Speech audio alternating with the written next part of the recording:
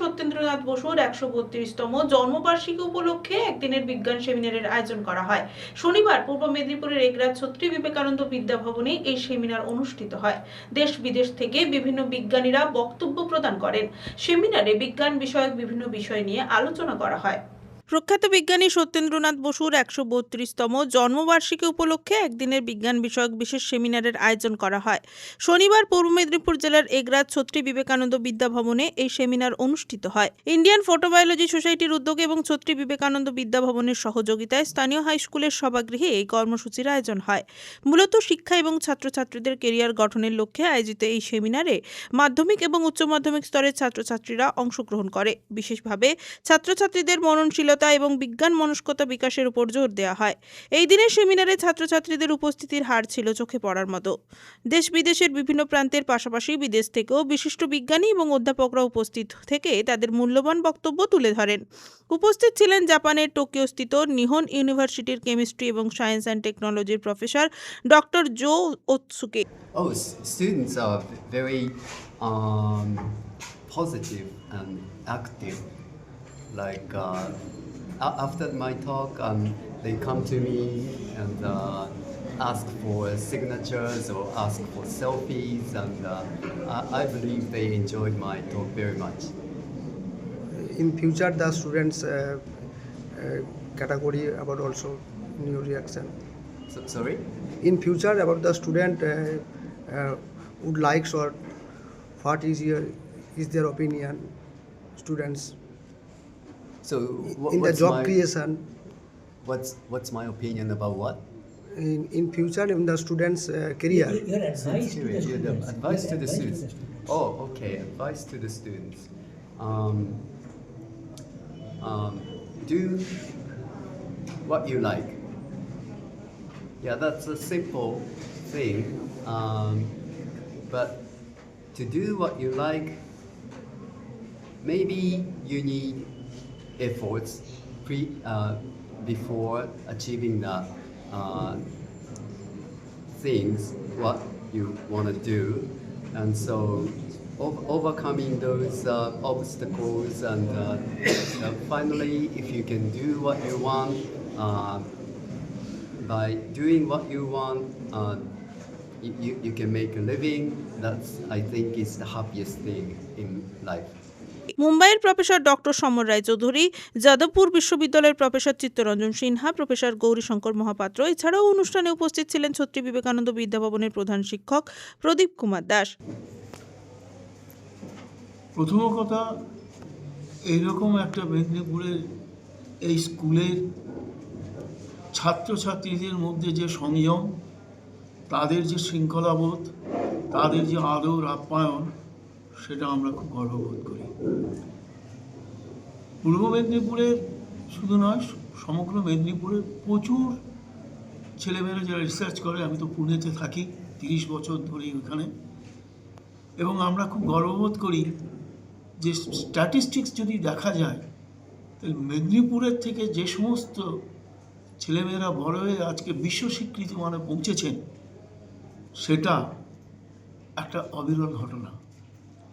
আজকের এডুকেশন সিস্টেমের মধ্যে আমার যে ছোট্ট একটা বক্তৃতা রাখার সুযোগ দিয়েছিলেন প্রফেসর চিত্তরঞ্জন, যাদবপুর ইউনিভার্সিটির ডিন এবং কেমিস্ট্রির হেড, সেখানে আমি এই মেসেজটাই দিতে চাই যে শুধু বিজ্ঞান মানে ফিজিক্স, কেমিস্ট্রি, ম্যাথামেটিক্স নয়, বিজ্ঞান সর্বভাবে জড়িয়ে আছে আমাদের জীবনের সমস্ত বিষয়ের উপরে। তাই আমরা অনেক সময় ভাবি যে আইআইটি পড়ছে তার বাবা মারা যারা আর্টস নিয়ে পড়ছে, তারা যেন অবজ্ঞার ব্যাপার। আমার জীবনের অভিজ্ঞতা, আমি ম্যানেজমেন্টের মানুষ, আমি ম্যানেজমেন্টে পড়াই, আমি দেখেছি যে যারা আর্টস নিয়েও পড়ছে তাদের মধ্যে বিভিন্ন রকম প্রতিভা কিন্তু আমাদের দেশে প্রতিফলিত হচ্ছে এবং বিশ্বে প্রতিফলিত হয়। তাই আমি বলবো আজকে যেটা খুব important, that is the interdisciplinary subject.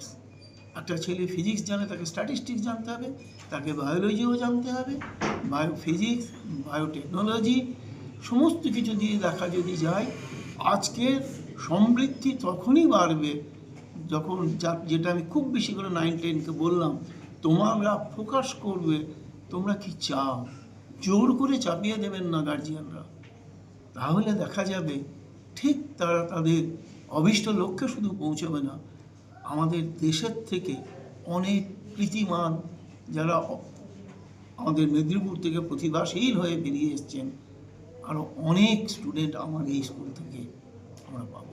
School সূত্রে জানা গেছে, এই দিনের সেমিনারে ফিজিক্স, কেমিস্ট্রি, বায়োলজিক্যাল সায়েন্স ওই 3টি বিষয় নিয়ে বিস্তারিত আলোচনা হয়। আমরা কৃতজ্ঞ আমাদের এই বিদ্যালয়ের প্রাক্তন ছাত্র ডক্টর চিত্তরঞ্জন সিনহা মহোদয়ের কাছে। তো উনি প্রথম যখন আমাকে প্রপোজাল দেন যে জাপান থেকে জোটসকি আসবেন এবং ডক্টর সমর রায়চৌধুরী আসবেন, তো আমি এক কথায় রাজি হয়েছি এই কারণে যে আমাদের এই প্রত্যন্ত গ্রামাঞ্চলে ছেলেমেয়েরা বিজ্ঞান বিষয় নিয়ে পড়বার ক্ষেত্রে আগ্রহ হারিয়ে ফেলছে। তো ওদেরকে একটু আরও বেশি আগ্রহান্বিত করে তুলবার জন্য আজকে যদি আমরা এই জোটসকি, ডক্টর সমর রায়চৌধুরী এনাদের মতো প্রথিতযশা মানুষদের এনে তাদের সামনে হাজির করাতে পারি এবং বিজ্ঞান নিয়ে পড়লে কী হতে পারে, তো সেগুলো যদি বলতে পারি তাহলে যদি ছাত্রছাত্রীদের মধ্যে একটু বিজ্ঞান বিষয়ে আগ্রহ বাড়ে, এই জন্যই নেব। বিজ্ঞান শিক্ষার গুরুত্ব এবং ভবিষ্যৎ প্রজন্মের কেরিয়ার গঠনে এই ধরনের উদ্যোগ ছাত্রছাত্রীদের অনুপ্রেরণা যোগাবে বলে অভিজ্ঞ মহলের মত। না, এটা আসলে আমাদের দীর্ঘদিনেরই পরিকল্পনা।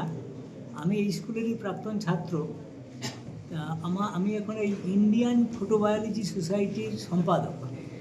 ইন্ডিয়ান ফটোবায়োলজি সোসাইটি একটা ইন্টারডিসিপ্লিনারি অর্গানাইজেশন আন্তর্জাতিক স্তরে, এবং আমার সঙ্গে যে বিজ্ঞানী এসছেন জাপান থেকে, তিনিও কিন্তু ইন্ডিয়ান ফটোবায়োলজি সোসাইটির একজন সদস্য।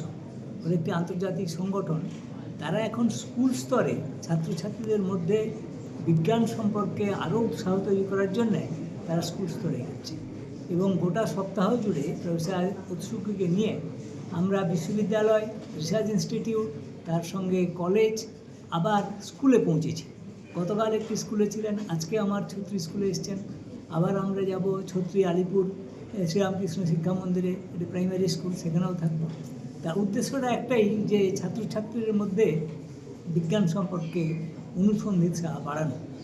তো যেটা প্রধান শিক্ষক মহাশয় বললেন যে বিজ্ঞান শেখার আগ্রহটা কমে যাচ্ছে, নানান কারণ আছে তার মধ্যে। তা সেইটার মধ্যে অতীতেও ছিল যে বিজ্ঞান সম্পর্কে ধারণাটা কী, সেইটা এদের কাছে পরিষ্কার করা 1 নম্বর। 2 নম্বর হচ্ছে আমরা যে ফটোবায়োলজি সোসাইটি, এর সম্পর্কেও একটা সাধারণের মধ্যে পৌঁছে দেওয়া, যে বায়োলজি সেটা শুধু একটাই নয়, বায়োলজি মানে সবটাই, মানুষের জীবন, সমাজ ব্যবস্থা, প্রকৃতি। আজকে প্রকৃতি প্রায় নিরুপায় অবস্থায় পৌঁছচ্ছে, যেখানে দেখবেন যে কেমনভাবে আমাদের সিজনাল চেঞ্জ হয়ে যাচ্ছে। গরমকালে অত্যন্ত গরম হচ্ছে, শীতকালে কঠিন শীত আসছে, বর্ষাকালে কখনো বর্ষা হয় তো কখনো বন্যা হয়ে যায়। প্রকৃতি নির্মম হয়ে উঠছে। এর কারণ কিন্তু মানুষ যেভাবে প্রকৃতির উপর অত্যাচার করছে, পাহাড় ভেঙে ফেলছে, পাহাড়ের নতুন সংজ্ঞা দেওয়ার চেষ্টা করছে, এমনকি সুপ্রিম কোর্ট পর্যন্ত সেটা মেনে নিচ্ছিল প্রায়, এবং মানুষের চাপে সে আবার ভুল বুঝতে পারছে। ফলে এই যে বিষয়গুলো ছাত্রছাত্রী থেকে সাধারণ মানুষের মধ্যে পৌঁছে দিতে হবে, তা না হলে কিন্তু সভ্যতা টিকবে না। সেই কারণে আমরা এসছি স্কুল স্তরে, এটা একটা তার প্রাইমারি কাজ। আগামী দিনে লক্ষ্য কী রয়েছে? লক্ষ্য রয়েছে এই যে সোসাইটি থেকে সব একদম সাধারণ স্তরে পৌঁছে যাওয়া। আর বিশেষ করে আমার বাংলাদেশে, এই পশ্চিমবাংলায় শিক্ষার যে উন্নয়ন ছিল, শিক্ষার যে মান ছিল অতীতে, যেন গোটা ভারতবর্ষ জুড়ে, ভারতবর্ষের প্রাণকেন্দ্র ছিল কলকাতা তথা পশ্চিমবঙ্গের রাজধানী, সেইটা কিন্তু ফিকে হয়ে যাচ্ছে নানান কারণে, শিক্ষার ক্ষেত্রে, স্বাস্থ্যর ক্ষেত্রে, সব কিছুতেই। আমরা চাইছি সাধারণের মধ্যে এই বিজ্ঞানের ভাবনাটা পৌঁছে দিতে, যাতে করে তারা তাদের অতীত ঐতিহ্য আবার ফিরে পায়। এটা আমাদের একটা প্রথম উদ্দেশ্য। তারপর স্বাভাবিকভাবে বিজ্ঞানে এখন জানেন হায়ার সেকেন্ডারিতে ছাত্র সংখ্যা, হায়ার সেকেন্ডারি কাউন্সিল বলছে বিজ্ঞানে 12% উঠলে, মানে 100 জন ছাত্রছাত্রী যদি ক্লাস 12-এ পড়ে, তার মধ্যে 12 জন বিজ্ঞান বিভাগে আছে, এবং সেই বিজ্ঞান বিভাগ এমন হয়ে যাচ্ছে কেউ অঙ্ক শিখছে না। অঙ্ক না শিখে তারা কী করে ফিজিক্স কেমিস্ট্রি করবে? ফলে এই যে অবস্থাগুলো, যেটা মাস্টারমশাইদের খুব পোয়াতে হচ্ছে, সেই কারণে সাধারণ মানুষের মধ্যে বিজ্ঞান চেতনা ছাত্রছাত্রীদের মধ্যে বিজ্ঞান চেতনা এইটা নিয়ে আসাই মুখ্য উদ্দেশ্য। তাই আমরা বলছিলাম many thoughts but one science. যতই যা কিছু আপনার চিন্তা ভাবনার মধ্যে থাকুক না, যা বিভিন্ন ধরনের ফিলোসফি থাকুক না কেন, স্বামীজির ভাষায় বিজ্ঞান কিন্তু হচ্ছে প্র্যাকটিক্যাল ফিলোসফি। ফলে সেটাই বাস্তবে রূপায়ণ করা যাতে যায় সেই ভাবনা নিয়েই আসা। পুলক বেড়ার রিপোর্ট, খবর 20 BS।